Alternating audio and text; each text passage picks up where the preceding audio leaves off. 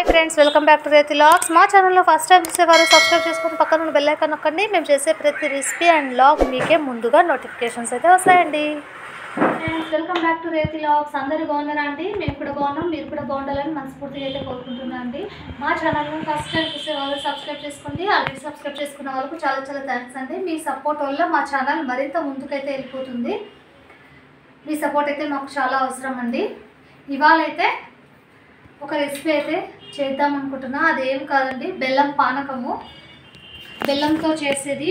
బెల్లంలో చాలా iron deficiency ఉన్న వాళ్ళు ఇది తాగితే త్వరగా బ్లడ్ సర్క్యులేషన్, బ్లడ్ అనేది ఇంప్రూవ్ అవుతుందని విన్నా అండి. పిల్లలు పెద్దలు అందరూ తాగొచ్చు, చాలా బాగుంటుంది. ఎలా వెళ్ళాలో ప్రాసెస్లోకి అయితే వెళ్దాం. చూడండి, ఫస్ట్ అయితే ఒక బెల్లం వడక చిన్నది, అలానే సొంటి.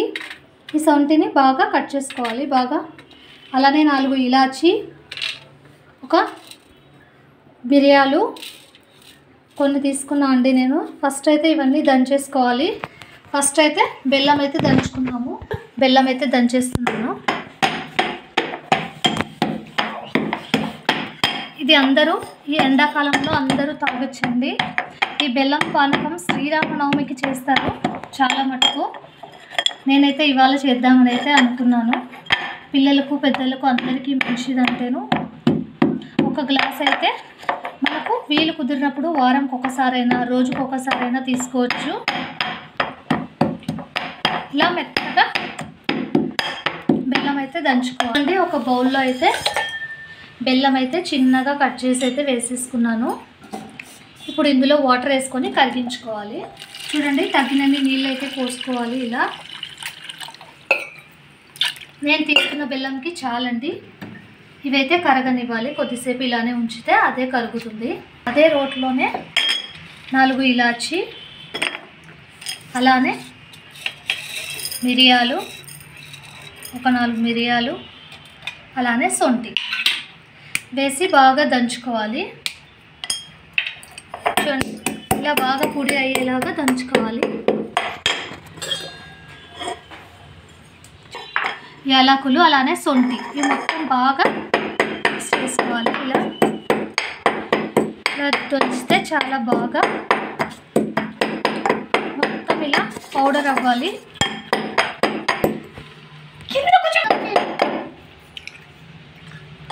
దంచుతూ ఉంటేనే స్మెల్ వస్తుంది, బాగా కమ్మటి వాసన అయితే వస్తుంది. ఇలాచి అంటేనే బాగా వాసన వస్తుందండి, చాలా టేస్టీగా కూడా ఉంటుంది. చూడండి, ఇలా అయితే బాగా దంచుకున్నాను. అయితే ఇలా కరిగేయి బెల్లము వాటర్ వేసిన కదా, ఇది మొత్తం కరిగేలాగా ఇలా తిప్పుకోవాలి. చల్లగా కూడా తీసుకోవచ్చండి. నేనైతే మామూలు నీళ్ళే తీసుకుంటున్నాను. ఫ్రిడ్జ్లో పెట్టి ఇచ్చారంటే పిల్లలకు ఇష్టంగా తీసుకుంటారు.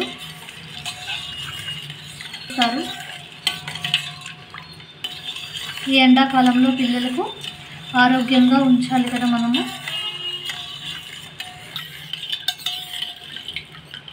రాయి అలా ఉంటుంది కదా, అందుకోసం అయితే వడగట్టుకోవాలి. ఒకసారి ఇలా వడగట్టుకుంటే ఏదైనా డస్ట్ ఉంటే కూడా అందులో వెళ్ళిపోతుంది. చూడండి, బెల్లం లేదు కచ్చరా, చూడండి కొద్దిగా ఇలా బెల్లంలో వస్తుంది కాబట్టి ఇలా వడగట్టుకుంటే చాలా బాగుంటుంది. స్పూన్ అయితే వేసేస్తున్నాను నేను. వేసి బాగా కలపాలి. కొద్దిగా వేస్తాను. టేస్ట్ అయితే చాలా బాగుంటుందండి. మీరు కూడా ట్రై చేయండి. చూస్తున్న వారు లైక్ అయితే కొట్టండి. చివరి దాకా చూసైతే మాకు సపోర్ట్ అయితే చేయండి. కమ్మటి వాసన అయితే వస్తుందండి, చాలా బాగుంటుంది. ఇప్పుడైతే ఒక గ్లాస్లో వేసి సర్వ్ చేసుకుంటాం. చూడండి, ఒక గ్లాస్ అయితే పెట్టాను, ఇందులో అయితే వేసేద్దాము.